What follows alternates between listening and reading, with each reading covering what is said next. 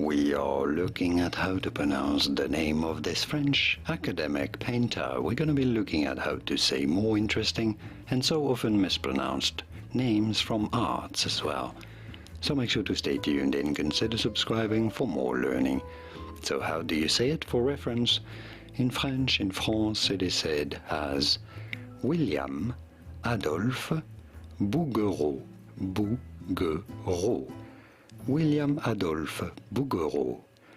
So it'd be fine in English to say it as William, because really William is more of an English name than a French one, but still he was named William.